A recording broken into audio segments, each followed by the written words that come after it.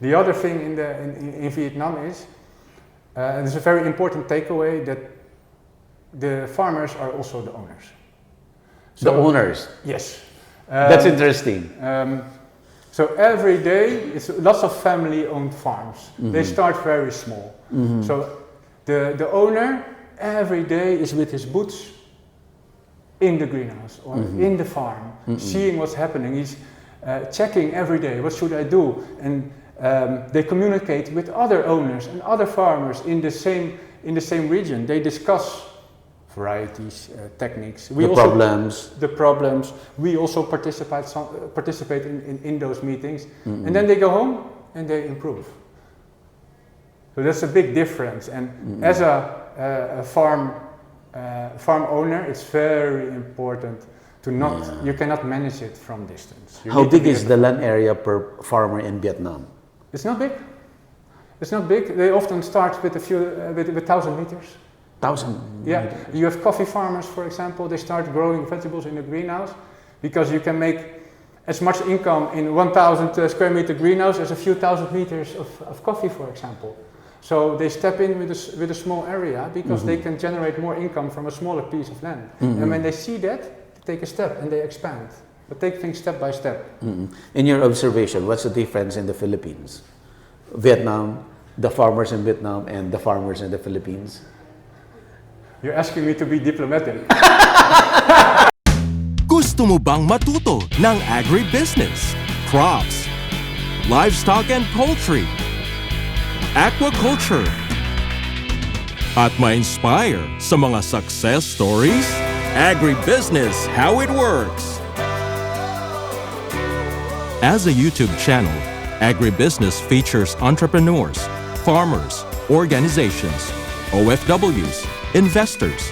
However, beyond our usual content and official endorsements, Agribusiness does not engage in other business dealings with them. While our viewers and featured individuals and entities may choose to pursue business deals with each other on their own, we encourage them to be cautious in doing so. Okay, so entering po tayo dun sa next na. That's the greenhouse. By the way, what's the size of this greenhouse? The first one. The size. How big is this greenhouse? This one totally 1,070 square meter. 700, 1,000. 1,700 square meter. One block, huh? One block. block. This one. One block, this one. Yes. Wow. So the block should not be too big and not be too small. If you make a very big greenhouse, in one block, then you have problems with managing this climate inside of the greenhouse. Yeah. Yes. So actually, you don't need to start very big. This is the ideal size. There's different opinions about that, but I think so. Yes. All right. Yes, we care a lot about like the shading of the greenhouse. So we decide to this one to have better like take light inside to our crop. So every corner we will have light to the crop. Okay. Let's enter the next one. Yes. Please. Another. Oh. So that. What's the purpose? Yeah, because we want to prevent as much as possible viruses coming in, and also between the crops. Also, if you touch one crop here, so that when you enter and then you touch another, at least your hands was clean. So it will not spread. Yes.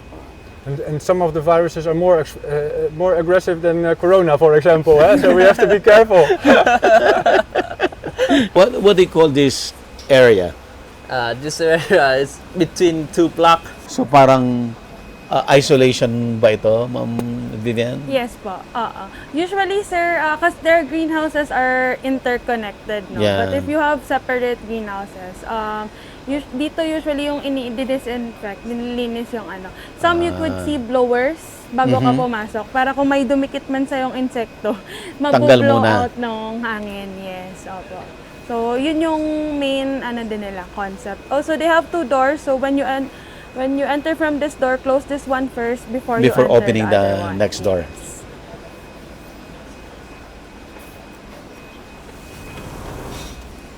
Alright, so ito na yung Block. Ito na po yung NFT, NFT. system nila. So, what's the planning for this one? When will you start growing?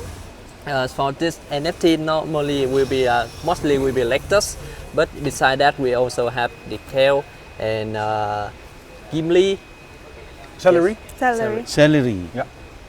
Ooh, celery. You can do it also in NFT. Yes, then very well. Especially smaller celery, snack celery. They're a bit quicker. So, can you share a bit more on this gutter system that you have here?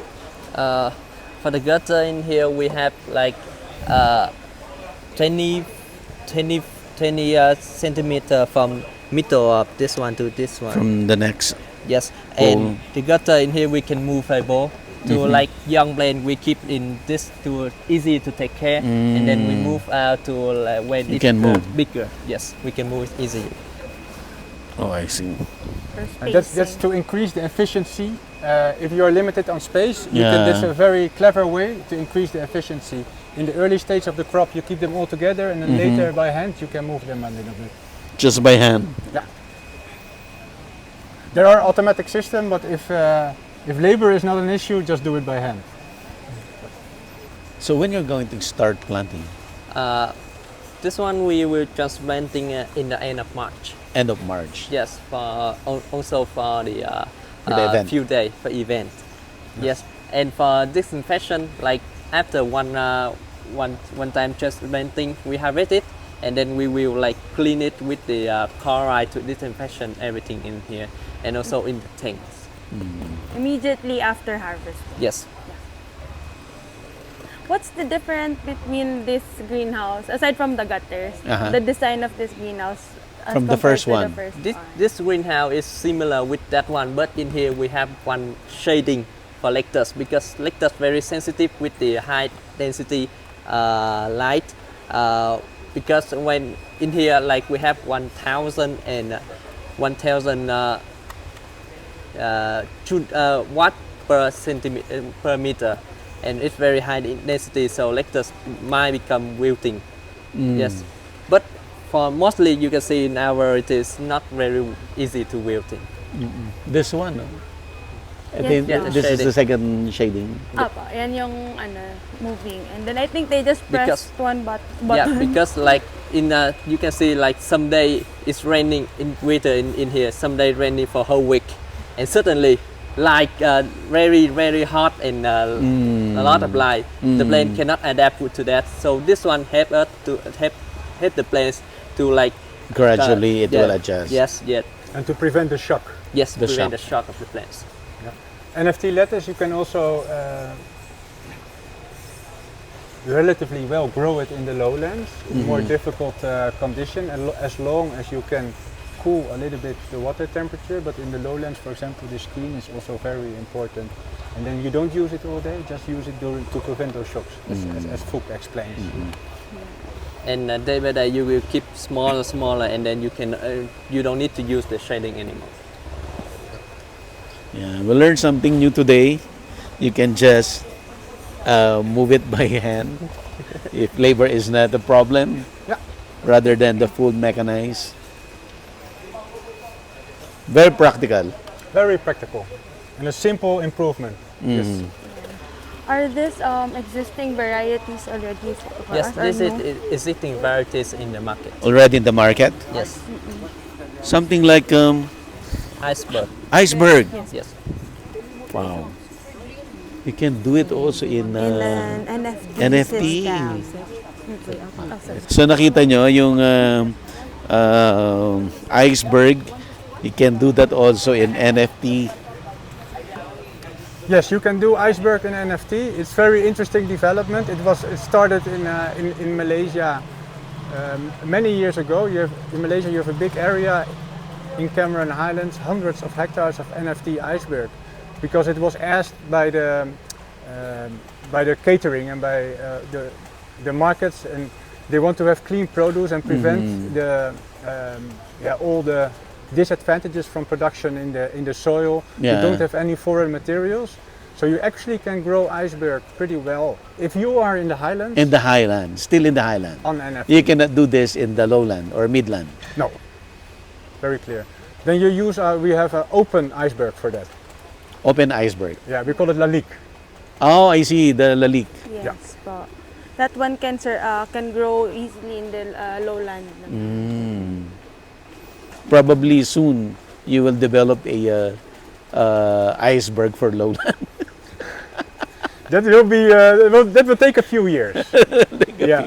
Because you need the temperature, cold temperature, right, for it to actually create the ball. Yes. To form the head. Yeah. Yes.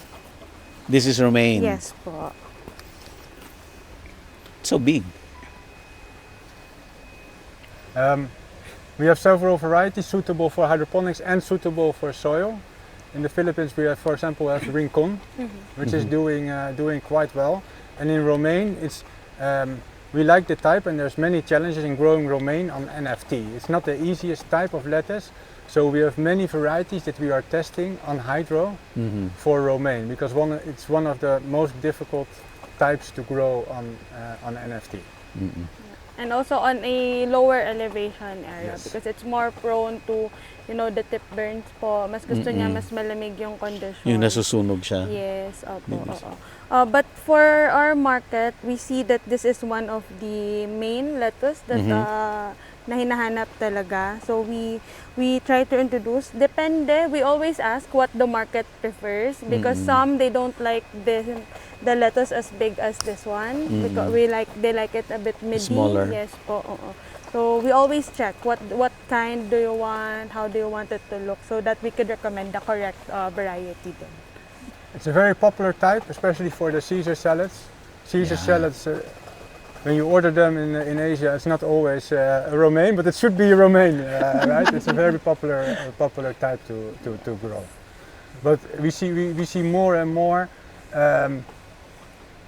The demand is slowly changing, and you see more and more demand for other types, for specialties, because then you can make a better income and you have a better sales argument. If you play in a market where everybody is doing romaine, for example, you are a little bit stuck, and you cannot have added value as a grower. So there's many other types, and we are one of the most strong companies in hydroponic lettuce, assortment-wise, but also variety characteristic-wise in this. And we are constantly have a pipeline with new types, and new varieties, and new concepts. In the Philippines, what's the status of hydroponics farming for lettuce? Well, we've noticed that there has been an increase, really, actually yearly. I think it started during the pandemic po, that people started growing on their own. So meron na tayo ng mga household-based hydroponics. And also we've seen some na during the pandemic, they started it as a hobby. And then the business grew. It turned out to be a business. Yes, it turned out to be a business. So it's the numbers of growers that are investing in NFT system, hydroponic production is increasing. But we see that the demand is still there. People are still looking for lettuce. And actually, like what Friso has mentioned, there has been changes in the requirements. Like for example, now in the Philippines, lalique is very well known. They prefer some consumers prefers lalique rather than romaine now, because it's crispy. The shelf life is longer. Tapos you can keep it in your system a bit longer if there's a delay on your demand, something like that. So it's preferred by growers, and also the consumers now appreciates a different variety other than what we have before.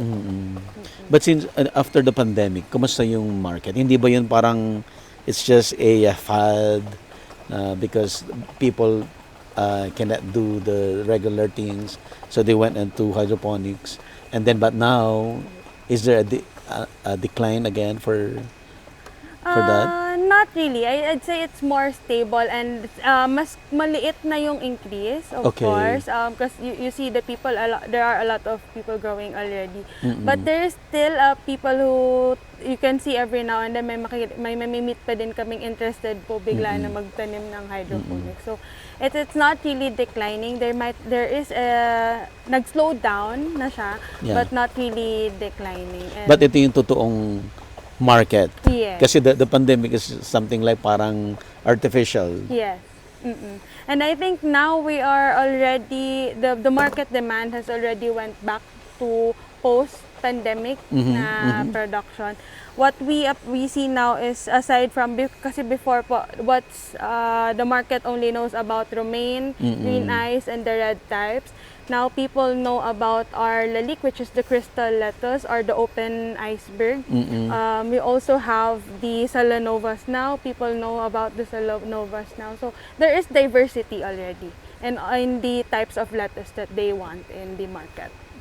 You can do it relatively easily in a small setup. So what happened during COVID was very good also to stimulate consumption, and that more people in very remote areas they can have access to lettuce. So I was very happy to see that development, and indeed it slowed down, but we expect that it will continue further.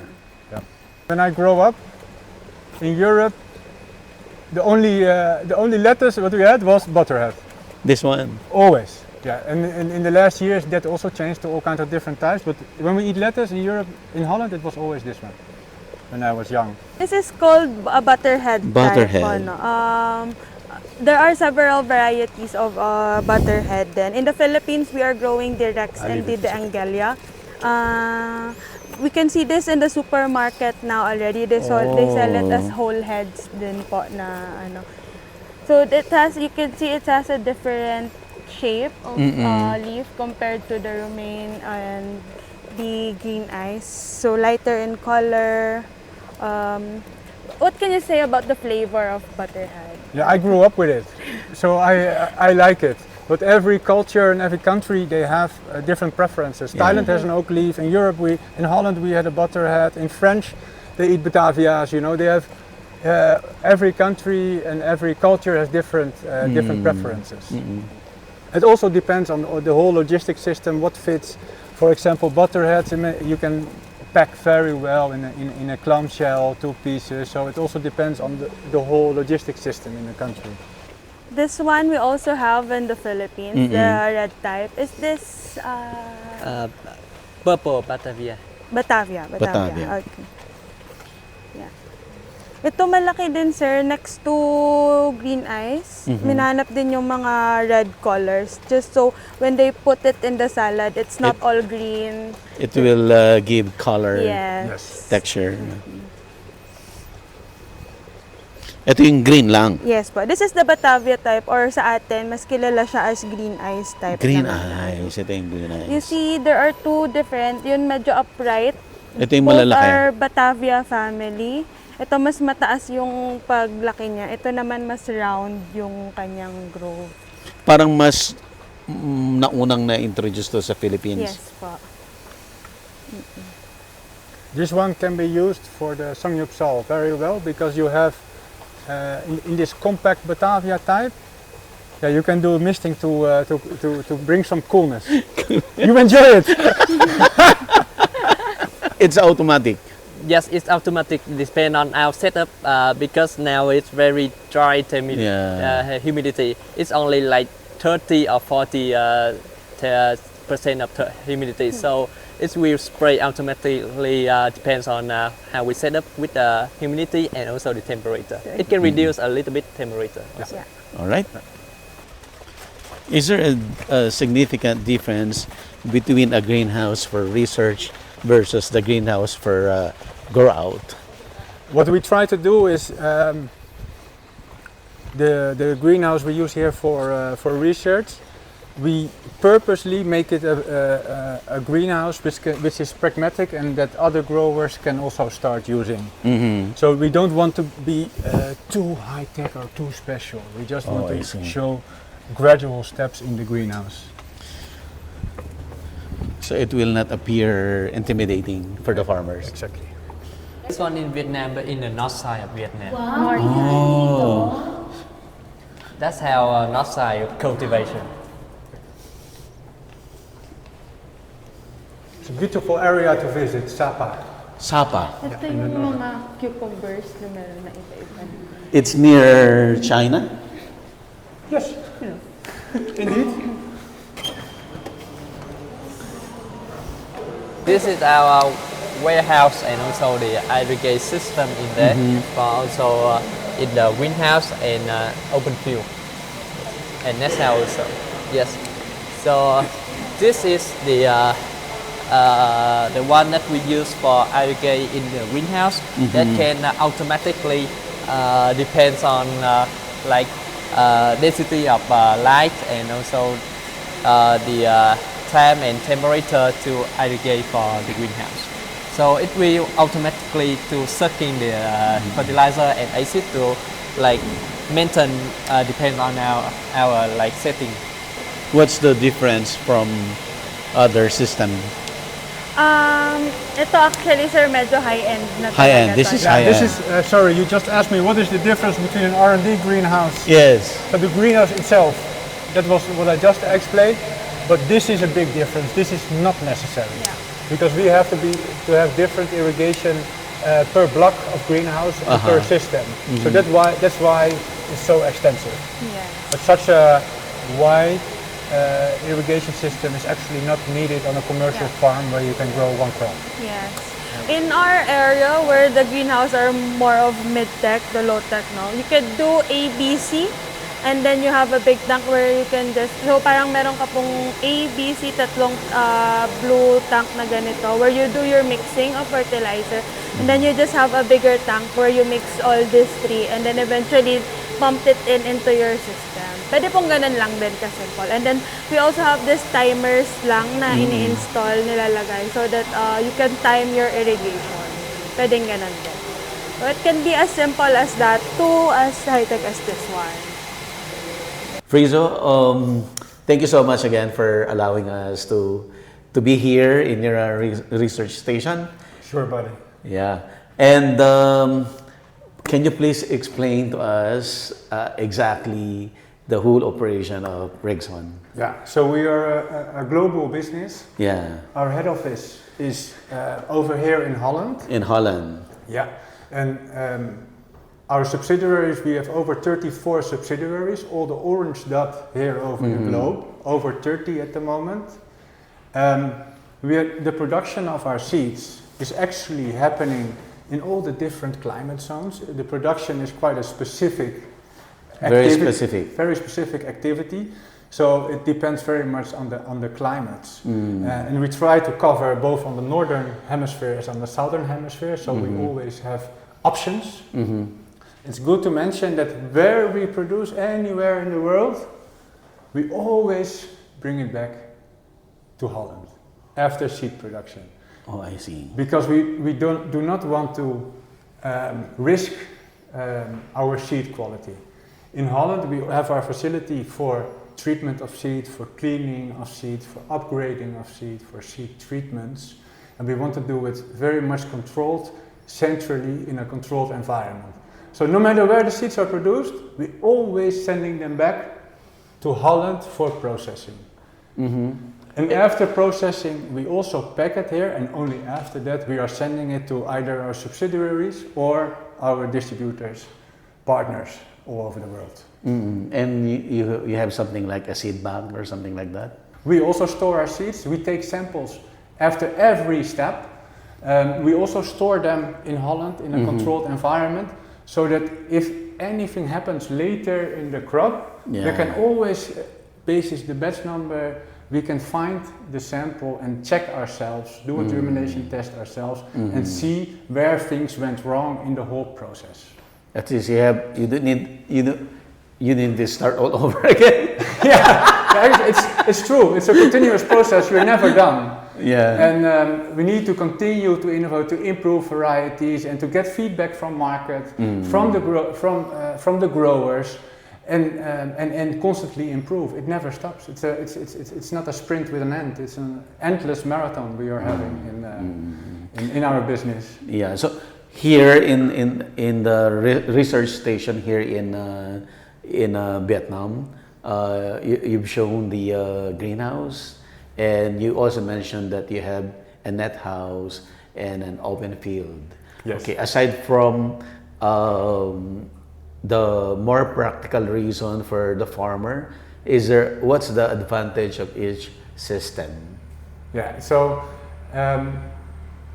basis the climate, you can already start managing the climate as a farmer better if you have a net house. A net house. So if you have a combination of cultivation methods, you can see it as a sort of a risk management. So a greenhouse ensures you to have year-round production.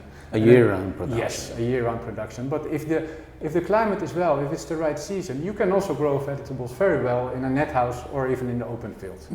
The crops grown in an open field is the same crop in the net house and greenhouse, or it's a different variety? No, what you often see if you produce in a greenhouse, it's more the more fancy vegetables. So you're talking tomato, sweet pepper, melon, NFT, lettuce, all the stuff that you put in a salad, for example, that provide added value. It's very difficult to one-on-one, for example, ampalaya, what do you have in the Philippines? All right. What are other tropical crops that Let's Philippines say is growing? eggplant, okra, ampalaya. Yeah, so for those kind of crops, if you would move them into a greenhouse, of course you could grow them, but because of you're a part of a market, of a commodity market, it's very difficult to realize added value. So if you move into a greenhouse, you have to think very well about your crop choice. Yeah. Because of the cost? Yeah, because of the cost and the return. Always think about the return. That's what I also tell farmers when they ask about the germination rate or some detail or about the cost. I think always try to think about the return. What is the yield you are getting and what price are you getting? Minus all the costs and what is the money in your pocket? That is the most important. And for the Southeast Asia, for example, what's the trend so far? Ooh, good question. What's the trend so far? Well, in general, we are blessed in Southeast Asia because we still have growing populations and younger populations, especially in the Philippines as well. So the demand is growing, and especially the younger generations, they pay more attention to their food. Incomes are slowly going up, GDPs. So all those people, they will start asking a more healthier diet. And healthy can be several things, so less pesticides, better looking, better taste. So we all have a job, and we see it coming in the coming years. So the demand will push the market to invest more in technology so they can produce according to this demand. And I see that in all the countries in Southeast Asia. Comparing Philippines and Vietnam, how far is the difference so far as protected cultivation farming is concerned? Yeah. Vietnam is blessed with we don't have 465 typhoons a year here. Luckily. So over here the farmers are blessed with a bit more easy circumstances. Also the chains to the market are a bit more developed. Plus the consumer in Vietnam, they are very interested in vegetables. So they don't only buy it in the supermarket. Supermarkets in Vietnam only have a very small share of the market. The majority actually of our vegetables is still going to these web traditional markets. And it's sold very well there. People are interested to try. And that's a big difference with Vietnam, with the Philippines, where you can still mainly find it in the HoReCa and the supermarkets, and the mass market will adapt, but is not yet adapting to new produce, and they're not yet that curious about their health, about their nutrients, about their taste. So that's still that's a big difference. In terms of farming, I think it's improving very fast. There's many good examples nowadays, also in the Philippines, that where vegetables are grown very well. I've seen your videos at GrowVest, at Turbulent. Those are all all good examples. So definitely the developments are there, and then we have to make sure, that they continue, and it will in the coming years. What do you think the reason why the protected cultivation farming in the Philippines is very slow? One of the things is the high cost and the availability of the inputs. Over here, a farmer can relatively cheap build a good quality greenhouse. In the Philippines, it's because of location, because of availability. The cost of inputs are still higher. So the barriers to entry in the Philippines are higher compared to Vietnam. What's the difference? Let's say, for example, in Vietnam, how much is the cost per kilo of, let's say, pepper? In Vietnam, a farmer can make money at 25,000 dong. That's about $1 per kilogram. If a farmer invests in a greenhouse, a simple greenhouse setup here for a farmer costs about $20. And I think Philippines might be a few factors above that. Yes. How big is the difference? I think it's times 4, times 5. Yes, times 5. To be honest. Yeah. So there's lots of work to be done there as well. But of course, you need stronger foundations in the Philippines because of the typhoons. So it's also finding a right balance. One of my long-term dreams was to develop cultivation in Mindanao. I really think that's a future area for vegetable production. Because there are high elevations also in Mindanao and a few typhoons only. Yes, and for example, I like the climate there very much over there in Bukidnon. In Bukidnon, yes. Yeah, and the more southern parts.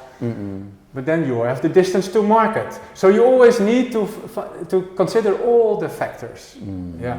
The other thing in Vietnam is, and it's a very important takeaway, that the farmers are also the owners.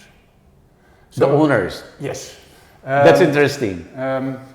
So every day, it's lots of family-owned farms. They start very small. So the owner every day is with his boots in the greenhouse or in the farm, seeing what's happening. He's checking every day, what should I do? And they communicate with other owners and other farmers in the same region. They discuss varieties, techniques. The problems. We also participate in those meetings, and then they go home and they improve. So that's a big difference. And as a farm owner, it's very important to you cannot manage it from distance. How big is the land area per farmer in Vietnam? It's not big. It's not big. They often start with with 1,000 meters. 1,000? Yeah. You have coffee farmers, for example. They start growing vegetables in a greenhouse because you can make as much income in 1,000 square meter greenhouse as a few thousand meters of coffee, for example. So they step in with a small area because they can generate more income from a smaller piece of land. And when they see that, they take a step and they expand. But take things step by step. In your observation, what's the difference in the Philippines? Vietnam, the farmers in Vietnam and the farmers in the Philippines? You're asking me to be diplomatic. Of course, this is the reality actually. We are not criticizing anybody. Yeah. It's just, we're just presenting the facts. Yeah. Well, over here, as I said, the markets never stand still. So when there is an innovation, they try it, they adapt it, and they plan for it, they invest in it. And sometimes the challenges in the Philippines are always the same, especially. But you need disruptors. That's what you need in the Philippines. New people, new investors that develop in greenhouse that show how it's done. So this market is making steps. And over here, you can never get lazy, because if you're lazy, you're losing it. Yeah, so you need to, here they are constantly active and developing their knowledge on the production, their knowledge about the market, cooperating to develop a brand, to go direct to market. Yeah, it's a bit quicker here. Yeah. In the Philippines, small farmers doesn't have the land, while the rich guys have plenty of lands, but they are not the one actually working in the farm because they have other businesses. Exactly. That's a major So what's the challenge. disadvantage of that? Well, that it's seen sometimes more as a side business than a main business, and that's something you will not see very fast. And if it's a side business, the attention is also a bit less, and the drive to perform and to get output and to get income and a positive bottom line. Yeah. So for example, you're growing tomato, the development of the plant on a daily basis, the owner doesn't know that. Yes. And reaching out, that's also what I sometimes miss. So when you have a problem, reach out to other people in the industry, reach out to seed companies, or I don't care, to other suppliers that have knowledge. Learn from what's happening and from people around you. You cannot do everything by yourself. But there's a, shall we say... By the way, we are always available for any farmer in the Philippines. Yes. Do reach out to me, Vivian, or Tark. We are developing all kinds of online programs as well, where we teach farmers. We already have an online lettuce, NFT lettuce growing. It's for free. And we share it, we want to distribute it. Yeah, so reach out. So there's a big potential also in the Philippines to improve the farming. Yes. I'm convinced, and I'm also. It's not only potential; it's already happening, and it will continue to happen. Yeah. All right. Anything else you want to share to our audience before? Yeah. What I just said. If you're interested, if you not only if you're a current grower, but if you are considering to invest, or if you are thinking, okay, what should I do about the greenhouse design? Which crops? Don't think you can do everything by yourself. Reach out to us and the team. Watch your videos. Yeah. And we are always open to discuss. So reach out, and we are having a common responsibility here. We want to make people eat healthier, eat more vegetables. We have a long way to go still, with all respect, in the Philippines. We recommend 250 grams a day of vegetables. We have a long way to go. So we have to do it together. Yeah. Again, thank you so much for allowing us to be here. Very much welcome. Been an honor receiving you, man. Thank you so much. So kakain lang ho tayo ng lunch. Mukhang authentic na restaurant.